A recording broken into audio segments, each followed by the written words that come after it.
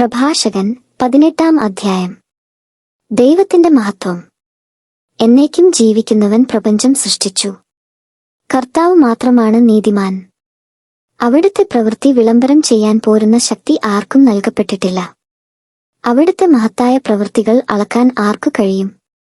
അവിടുത്തെ മഹത്വപൂർണമായ ശക്തി തിട്ടപ്പെടുത്താൻ ആർക്കു സാധിക്കും? അവിടുത്തെ കാരുണ്യം വർണ്ണിക്കാൻ ആർക്കു കഴിയും? അവ കൂട്ടുകയോ കുറയ്ക്കുകയോ സാധ്യമല്ല. അവിടുത്തെ അത്ഭുതങ്ങളെ അളക്കാൻ ആർക്കും കഴിയുകയില്ല. മനുഷ്യന്റെ അന്വേഷണം അങ്ങേയറ്റത്തെത്തിയാലും അവൻ ആരംഭത്തിൽ തന്നെ നിൽക്കുകയേ ഉള്ളൂ. അവന് അത് എന്നും പ്രഹേളികയായിരിക്കും. മനുഷ്യൻ എന്താണ്? അവനെക്കൊണ്ട് എന്തു പ്രയോജനം? എന്താണ് അവനിലെ നന്മയും തിന്മയും? മനുഷ്യൻ 100 വയസ്സുവരെ ജീവിച്ചാൽ അത് ദീർഘായുസ്സാണ്. നിത്യതയോട് തുലനം ചെയ്യുമ്പോൾ ഈ ഏതാനും വത്സരങ്ങൾ സമുദ്രത്തിൽ ഒരു തുള്ളി വെള്ളം പോലെയും ഒരു മണൽത്തരി പോലെയും മാത്രം. അതിനാൽ കർത്താവ് അവരോട് ക്ഷമിക്കുകയും അവരുടെ മേൽ കാരുണ്യം വർഷിക്കുകയും ചെയ്യുന്നു. അവരുടെ അവസാനം തിക്തമാണെന്ന് അവിടുന്ന് കണ്ടറിയുന്നു. അതിനാൽ അവരോട് വലിയ ക്ഷമ കാണിക്കുന്നു.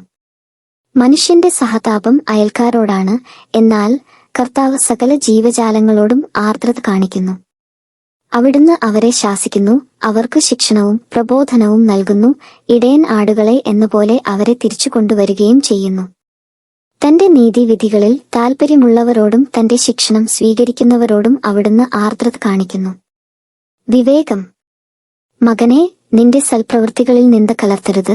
സമ്മാനം നൽകുമ്പോൾ വേദനാജനകമായി സംസാരിക്കരുത്. മഞ്ഞ് കഠിനമായ ചൂട് കുറയ്ക്കുന്നില്ലേ? നല്ല വാക്ക് ദാനത്തെക്കാൾ വിശിഷ്ടമാണ്. നല്ല വാക്ക് വിലയുറ്റ സമ്മാനത്തെ അതിശയിക്കുകയില്ലേ? കാരുണ്യവാനിൽ ഇവ രണ്ടും കാണപ്പെടുന്നു. ഭോഷൻ കാരുണ്യരഹിതനും നിന്ദകനുമാണ്. വിദ്വേഷത്തോടെയുള്ള ദാനം കണ്ണിന്റെ തിളക്കം കെടുത്തുന്നു. കാര്യം ഗ്രഹിച്ചതിനു ശേഷം സംസാരിക്കുക.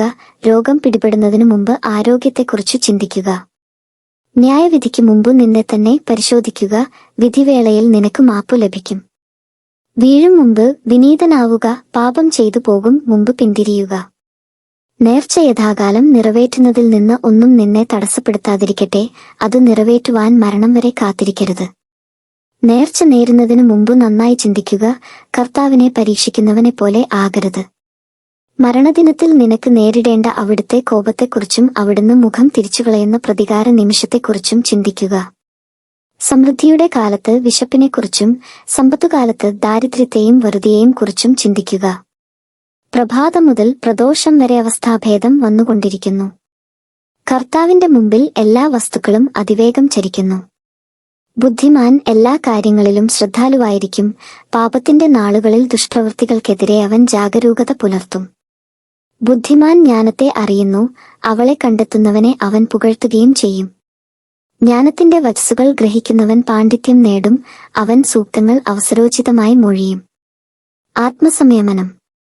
അധമവികാരങ്ങൾക്ക് കീഴടങ്ങാതെ തൃഷ്ണ നിയന്ത്രിക്കുക. അധമവികാരങ്ങളിൽ ആനന്ദിച്ചാൽ നീ ശത്രുക്കൾക്ക് പരിഹാസപാത്രമായി തീരും. ആഡംബരത്തിൽ മതി മറക്കരുത്. അത് നിന്നെ ദരിദ്രനാക്കും. കയ്യിൽ ഒന്നുമില്ലാത്തപ്പോൾ കടം വാങ്ങി വിരുന്നു നടത്തി ഭിക്ഷക്കാരനായി തീരരുത്.